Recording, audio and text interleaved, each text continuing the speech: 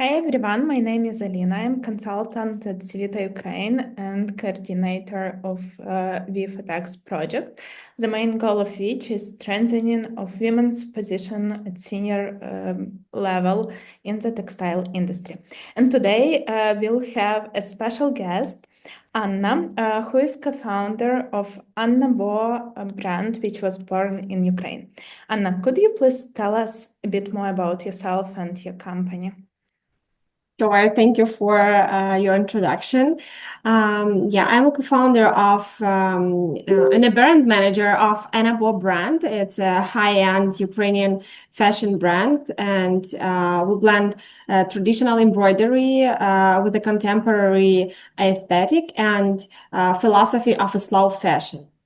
And our brand is based in Bucha, Ukraine, and it's our family brand. So basically, me, my mom, and my dad are co-founders of AnnaBo. Thank you so much. I know that the history of this company is not the first company you established. Could you please tell us a bit more how the idea of AnnaBo born and why exactly this focus? My parents actually they started their own business like back in 2000, and it was just embroidery parts. They were sewing for the government. They were sewing medical suits and other stuff. And then it's they started growing.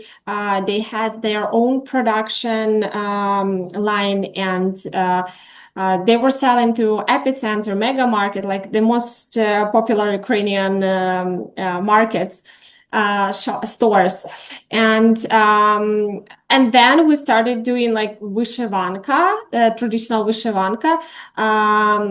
But we understood that it's not, we don't want to be as everyone that's selling vyshyvanka.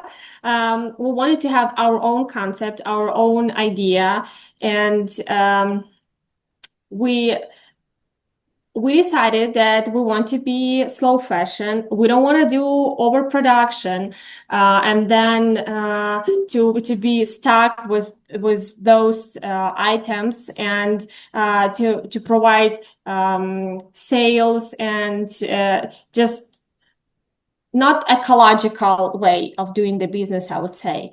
And then we decided that we want also be a sustainable brand. So we use only 100% linen, organic cotton, silk, and it's very important to us to use ecological materials, fabrics in our designs, and it will last for a very, very long time. You already mentioned sustainable materials.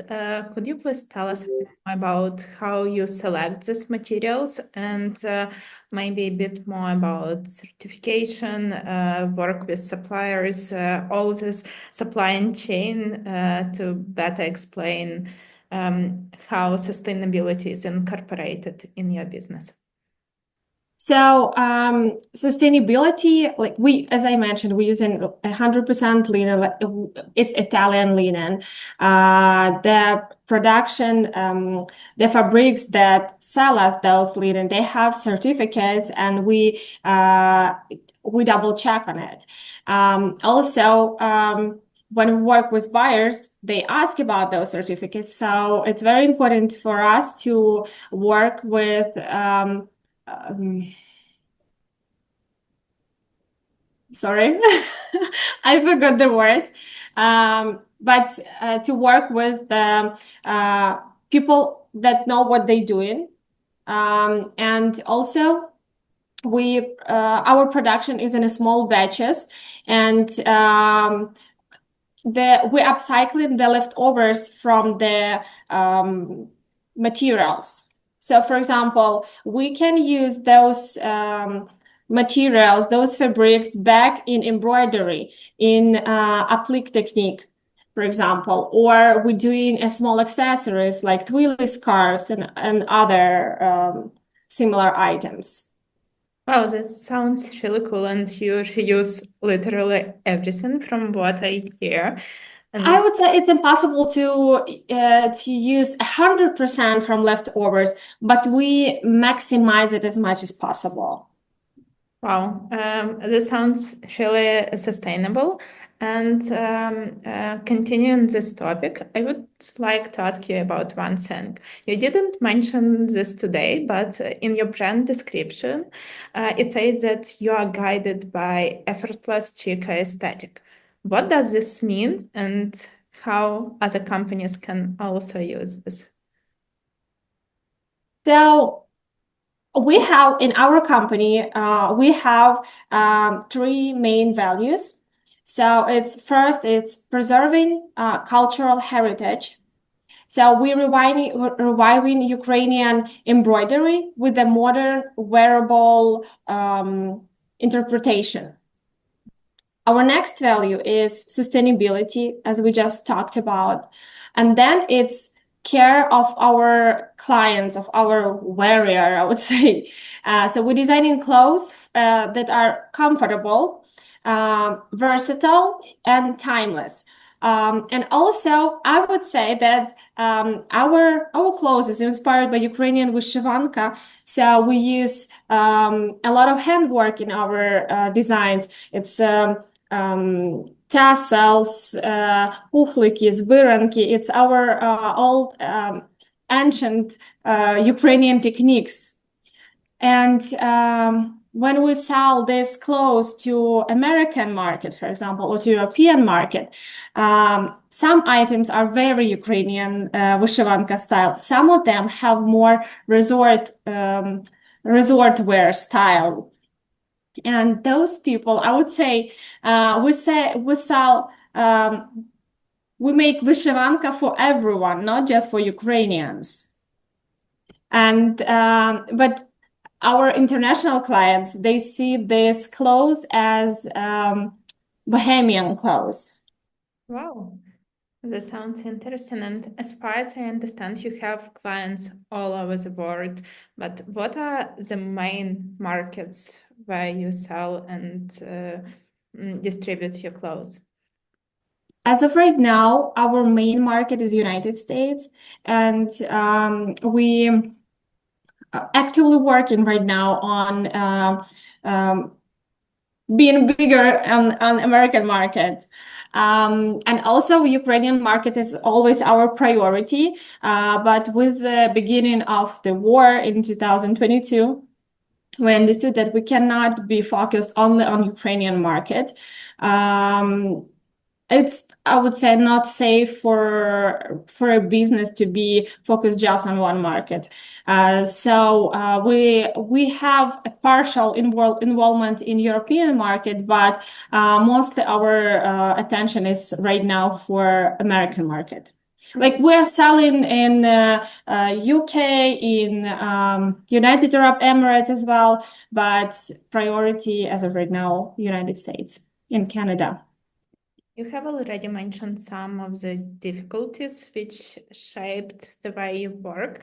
But what were the biggest obstacles you faced in building a sustainable brand in Ukraine, especially compared to the mainstream fashion, big brands, and all these companies?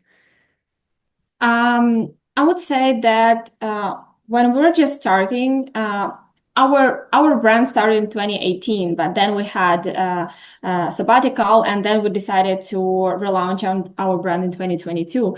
But back in that at that time, 2018, sustainability was not that kind of popular as it is right now. Like less people were talking about it, and there were not that much information.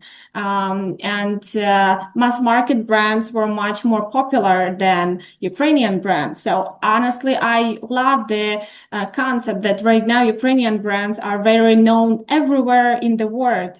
So it's not just between Ukrainians, and the quality is. Our Ukrainian production factories, they started doing a high quality products. So it's on a high European level. But as a challenge, back in 2022, since we are from, our production is based in Bucha, our production was stopped, it was occupied, and we lost our production facilities and part of our team and materials as well. But we rebuilt and we expanded to international markets. So yeah. Actually, I'm about to cry because I'm also from Bucha, and all the stories about Ukrainian businesses and their resilience are incredible. And I'm really happy that you managed to overcome these difficulties and continue working despite all the difficulties. And I really wish your brand is developing and growing its presence everywhere. Thank you. Also, coming back to the obstacles, do you consider your focus on sustainability as a constraint or maybe more a creative opportunity and chance to become unique and to have your own niche? So, sustainability, as I said, it's our main one of the core values. So we are planning to grow with the sustainability in future as well. And especially, I noticed that on American market, United States market, sustainability became a new trend, and I'm glad that it's happening. And like looking ahead, our goals like include expanding into new international markets and strengthening our online presence, create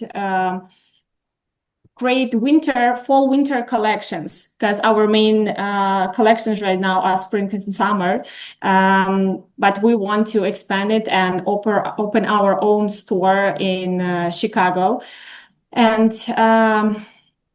we want to introduce our culture to be, we want our brand to be a bridge between Ukrainian culture and international audience. And this is quite an important, especially now. One of the last questions, not the last one, but still, what are the main and the most important lessons you learned during your trip with AnnaBo brand and its development? I would say be flexible. Be flexible, doesn't matter what's happening, just be flexible and accept all the challenges. You need to have ability to see beauty in details and a huge willingness to learn, to keep learning. And I would say the most important lesson I learned that true success comes to those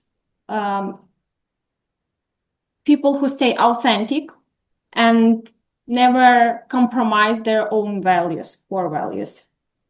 And I'm pretty sure you follow your dream, you follow your vision, and you have your own creative style. So thank you so much for this.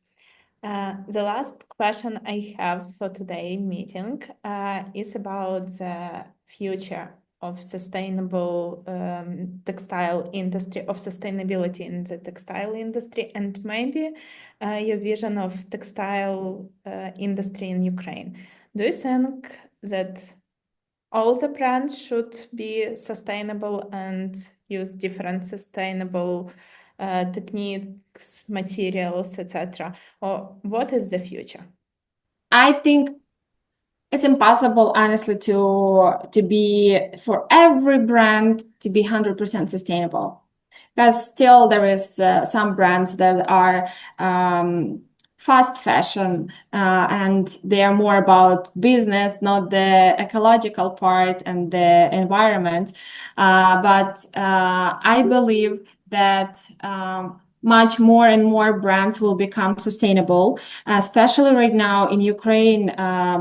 There are a lot of government projects that are supporting businesses in like with the green economy, supporting sustainability growth in the factories. So there is a huge potential for business owners, brand owners, to be sustainable and to grow in that field. And I would say that sustainable fashion in Ukraine will grow through combination of authenticity, innovation, and global collaboration. And AnnaBo will be continue to be a part of that moment. Of course. And there is a huge opportunity. So just other brands and those who want to start a sustainable textile business should use this opportunity and start doing something amazing as you do. So thank you so much for this inspirational interview, and I wish you all the best with the development of your company. Thank you, Alina. Thank you so Thank much. you.